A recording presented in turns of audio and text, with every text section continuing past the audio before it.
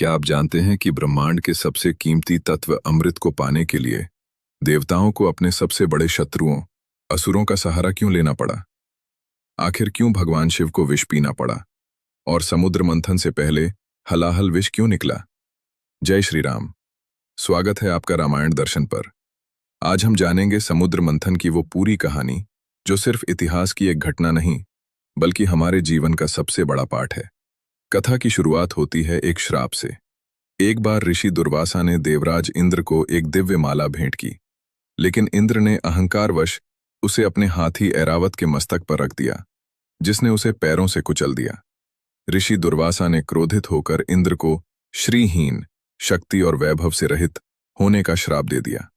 देखते ही देखते स्वर्ग की रौनक चली गई, देवता कमजोर हो गए और असुर राजा बलि के नेतृत्व में असुरों ने तीनों लोकों पर कब्जा कर लिया।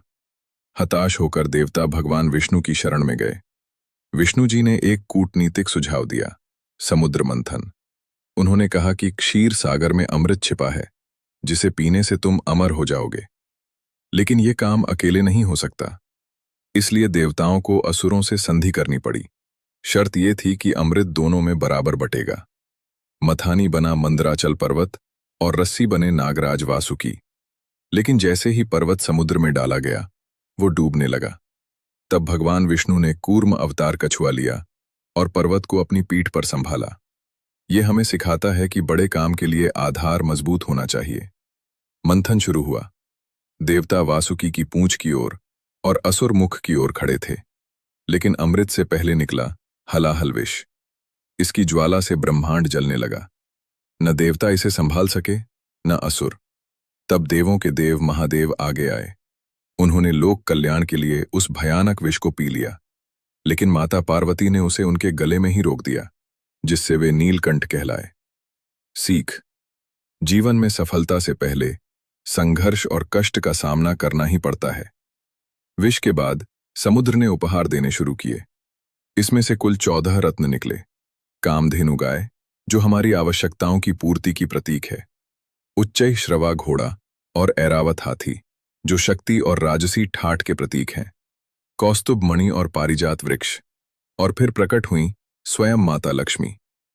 असुर चाहते थे कि लक्ष्मी उन्हें मिले, लेकिन देवी लक्ष्मी ने भगवान विष्णु को चुना।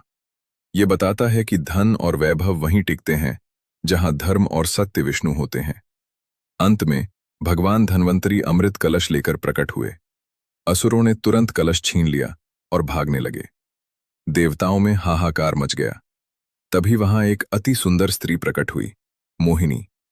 ये भगवान विष्णु का ही मायावी रूप था। उन्होंने असुरों को अपनी बातों में उलझाया और अमृत बांटने का जिम्मा ले लिया। उन्होंने देवताओं और असुरों को अलग अलग पंक्तियों में बिठाया, लेकिन एक असुर, राहु, वेश बदलकर देवताओं के बीच जा बैठा। जैसे ही उसने अमृत पिया, सूर्य और चंद्र ने उसे पहचान लिया। विष्णु जी ने सुदर्शन चक्र से उसका सिर काट दिया, लेकिन अमृत गले से नीचे उतर चुका था, इसलिए वो अमर हो गया। अंततः देवताओं को अमृत मिला और उन्होंने अपनी खोई हुई शक्ति वापस पाई। दोस्तों, समुद्र मंथन सिर्फ एक कहानी नहीं, ये हमारे मन का मंथन है। हमारे अंदर भी देवता और असुर दोनों हैं। जब हम मन को मथते हैं तो पहले विकार निकलते हैं, लेकिन अगर हम धैर्य रखें और ईश्वर का सहारा लें तो अंत में हमें ज्ञान रूपी अमृत जरूर मिलता है। अगर आपको ये कथा पसंद आई तो कमेंट में जय श्री हरि या हर हर महादेव जरूर लिखें। चैनल को सब्सक्राइब करना ना भूलें।